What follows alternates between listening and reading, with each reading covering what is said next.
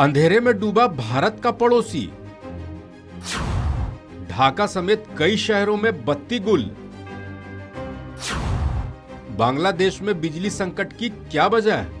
क्या भारत और अदानी साहब ये चाहें कि बांग्लादेश की अगर हमने बिजली बंद करनी है, ढाका को अंधेरों में कन्वर्ट करना है, तो क्या वो कर सकते हैं?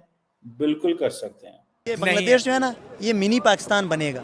ये इतना डूबेगा सोच भी नहीं सको, क्योंकि जो टेक्सटाइल इतनी ऊपर है, उनकी जो वुमेन एम्पावरमेंट इतनी ऊपर थी, अब ये जमात इस्लामी आ रही है। बांग्लादेश भारत से अपने ताल्लुकात खराब करने जो है वो नहीं सह सकता, क्योंकि वो ये अफोर्ड नहीं कर सकता बांग्लादेश। इसकी वजह यह है कि बांग्लादेश की economy integrated to Indian economy है, यानी वो बहुत सारे ऐसे एग्रीमेंट्स वहाँ दोनों कंट्रीज के बीच में हैं जिस पर डिपेंड करता है बांग्लादेश। अब कत्ल क्यों हो रहे हैं? हिंदू मिनोरिटी को आपने कत्ल कर दिया, मंदिर आपने तोड़ दिए, लोगों को मारना शुरू आपने कर दिया, हिंदुओं को चुन चुन के मारा गया उधर। बिजली गुल होने के चलते बांग्लादेश में कारखानों पर बुरा असर पड़ा है। देश में डीजल से चलने वाले बिजली संयंत्र की उत्पादन क्षमता करीब 6% है। उनके बंद होने से उत्पादन में 1500 मेगावाट तक की कटौती हो गई। आपको बताऊं कि इंडिया तकरीबन $1 बिलियन की बिजली $1 बिलियन की बिजली बांग्लादेश को देता है। अब मोहम्मद यूनुस साहब जो हैं वो कोशिश कर रहे हैं कि किस तरह मैं इंडिया पे प्रेशर डालूं। हम बात कर रहे हैं कि इंडिया ने बांग्लादेश का हुक्का पानी बंद कर दिया है। इंडिया और बांग्लादेश के बॉर्डर के ऊपर ट्रेड सस्पेंड हो चुकी है। सैकड़ों की तादाद में ट्रक खड़े हैं, लेकिन इंडिया उन ट्रक्स की सप्लाई बांग्लादेश को नहीं दे रहा। अगर बांग्लादेश की इकोनॉमी को स्ट्रांग ही रखना है तो चाहे वहां पर कोई भी रूलर आए, उसको भारत के साथ अपने रिलेशंस अच्छे रखना होंगे। इंडिया के साथ राब्ता किया गया है। दोस्तों, आपको जान के हैरानी होगी कि भारत $1 बिलियन का इलेक्ट्रिसिटी हर साल बांग्लादेश को सेल करता है, और ये लगातार बढ़ रहा है क्योंकि बांग्लादेश की एनर्जी नीड भी बढ़ रही है। लेकिन इसके बाद भी बांग्लादेश की अकड़ देखो आप। दोस्तों, भारत में बिजली जो सेल होती है वो ₹4 यूनिट्स के ऊपर ही हर राज्य में सेल होती है, लेकिन बांग्लादेश को हम ₹3.5 यूनिट पे बिजली सेल करते हैं।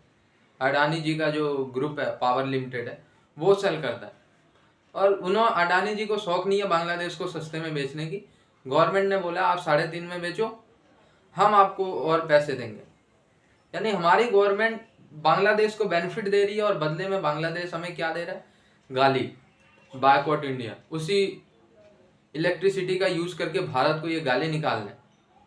तो भाई, भारत सरकार को भी इस पे सीरियस होना पड़ेगा, ऐसे तो काम नहीं चलेगा ना। अब दोस्तों, बीच में ही 3-4 दिन के लिए अडानी साहब ने ये पावर प्लांट किसी टेक्निकल रीजन की वजह से बंद किया था, तो बांग्लादेश के कई शहरों में सिर्फ 2 से 3 घंटे लाइट आ रही थी। शहरों की बात कर रहा हूँ। आप इसी से अंदाजा लगा सकते हैं कि बांग्लादेश भारत पे कितना डिपेंडेंट है। इंडिया की जितनी भी एक्सपोर्ट्स हैं बांग्लादेश के अंदर, उसमें से 9.3% जो एक्सपोर्ट है वो बिजली है, सिर्फ 2023-24 की मैं बात करूं। और ये जो इलेक्ट्रिसिटी ट्रेड है बिटवीन इंडिया एंड बांग्लादेश, ये बड़ी क्रूशल है। सो एट वन पॉइंट हम ये समझते हैं कि मोहम्मद यूनुस और जो बांग्लादेश नेशनल पार्टी है खालिदा जिया की, वो कह रहे हैं कि इंडिया जो है शेख हसीना वाजिद को भेजे, लेकिन वो नहीं कर सकते क्योंकि ये जो इंटरडिपेंडेंस क्रिएट हो चुकी है, ठीक है जी, ये सारी की सारी एक प्राइवेट सेक्टर के हाथ में है। यानी कि बांग्लादेश को एक भारत का बिजनेसमैन चाहे तो अंधेरों में कन्वर्ट कर सकता है। ये है हालात। अब ये देखें, जो एक इलाका है भारत का जो जिसे बोलते हैं झारखंड, गोदा, ठीक है जी, वहाँ पे ये सारी की सारी जो इलेक्ट्रिसिटी का है, ये इलेक्ट्रिसिटी का पावर हाउस है, और बांग्लादेश वहीं से जाती है। इसीलिए कहा जाता है कि बांग्लादेश इसी वजह से there are so many things to be dependent on India. लेकिन ये वो चीज़ है जो अदानी साहब की $1 बिलियन की इलेक्ट्रिसिटी पावर एक्सपोर्ट है बांग्लादेश को, ये गोदा से होती है, गोदा पावर प्लांट। ये कहा जाता है ये SEZ है, स्पेशल इकोनॉमिक जोन है। ये 2019 में बनाया गया था, और 100% इम्पोर्टेड कोल है। पाकिस्तान पे अक्सर तनकीद होती है कि पाकिस्तान बिजली बना के देता है, चाइनीज हमें बिजली बना के देते हैं इंपोर्टेड कोल से। इंडिया भी बांग्लादेश को इंपोर्टेड कोल से बिजली बना के देता है, क्योंकि बांग्लादेश ने वो किया ही नहीं हुआ। अब मैंने बताया $1 बिलियन की ये बिजली जाती है उनको, लेकिन अगर ना जाए तो हालात ख़राब हो जाएंगे वहाँ पर। और इसके ऊपर टैक्स एग्जेम्पशंस हैं, ये स्पेशली इंडिया ने एक लिवरेज क्रिएट की है। देखें, जहाँ पे अदानी साहब आ जाते हैं वहाँ पे मोदी साहब भी आते हैं, और मोदी साहब को पता है कि अदानी को अगर मैं कहूँगा कि भाई मेरी वजह से तुम ये पावर प्लांट लगाओ ताकि तुम बांग्लादेश को बिजली बेचो, ताकि बांग्लादेश मेरे ऊपर डिपेंडेंट हो, ताकि बांग्लादेश से मैं जो करवाना चाहूँ मैं करवा सकता हूँ। ये जो अदानी पावर है, इसने 25 साल का कॉन्ट्रैक्ट किया हुआ बांग्लादेश की पावर डेवलपमेंट बोर्ड से, ठीक है। और ये इसीलिए किया हुआ है कि उस वक्त शेख हसीना वाजिद पावर में थी और ये सारा कुछ मुमकिन था।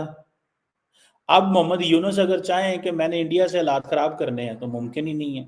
मैं आपको, जो ममालिक हैं जब उनके दरमियान कारोबार होता है तो हुकूमतें मजबूर हो जाती हैं।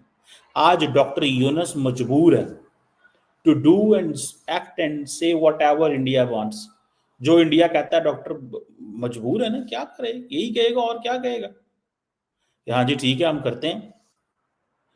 आज मोहम्मद यूनुस कुछ नहीं कर सकता।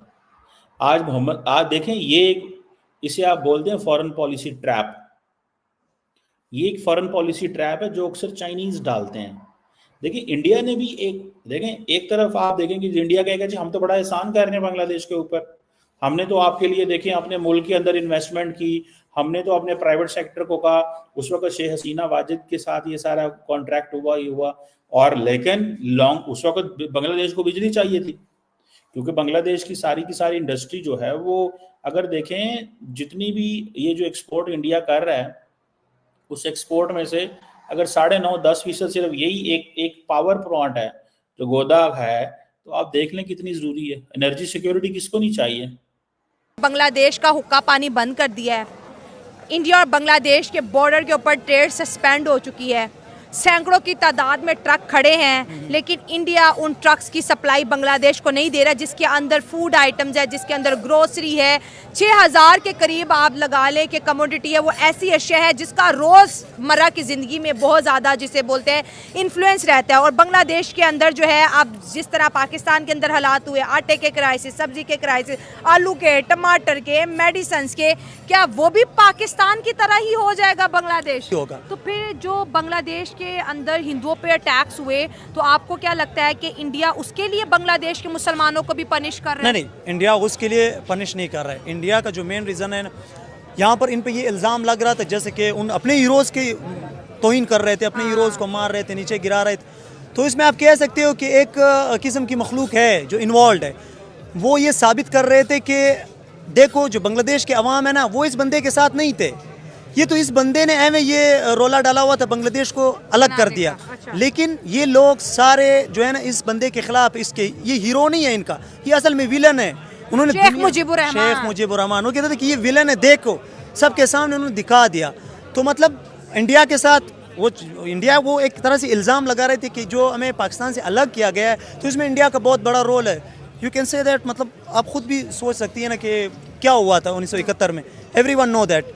तो उन्होंने क्या किया, इंडिया के ख़िलाफ़ उन्होंने वहाँ पर ऐसी कैंपेनें शुरू कर दी कि इंडिया यहाँ पर जो शेख हसीना वाजिद है, जो उन्होंने सिविल डिक्टेटरशिप कायम, ये सारा इंडिया का रोल है। तो इंडिया सारी ये इल्जाम उधर भी गया है, सारे इल्ज़ामात वो इंडिया पे डाल रहे थे। यानी शेख हसीना को वो कहते कि इनडायरेक्टली इंडिया ही सपोर्ट कर रहे। तो वहाँ पर उन्होंने ऐसे हालात पैदा कर दिए ताकि इंडिया से उनका जो ट्रेड है ना वो ख़त्म हो जाए। वो ख़त्म होगा तो बांग्लादेश ज़ाहिर है वो इंस्टेबिलिटी के नीचे जाएगा, क्योंकि उसका जो आप कह सकते हो जो टेक्सटाइल है वो बहुत ऊपर जा रहा है। और जब से इनके हालात बिगड़े हैं, इंडिया के टेक्सटाइल के ऑर्डर्स बढ़ते चले जा रहे हैं और बांग्लादेश के बंद हो गए। और बांग्लादेश के बंद हो रहे। मेन चीज़ ये ना, किसी भी मुल्क को अगर आपने तबाह करना है, किसी भी मुल्क के अगर डेमोक्रेसी को डिस्ट्रॉय करना है, तो उसके लिए आपको 3 चीज़ें अप्लाई करनी होगी। अच्छा। उनकी इम्प्लीमेंटेशन क्या है? एक, आपने उसकी जो लेजिस्लेशन है ना, उसकी जो कवानीन है उनको कमज़ोर करना होगा।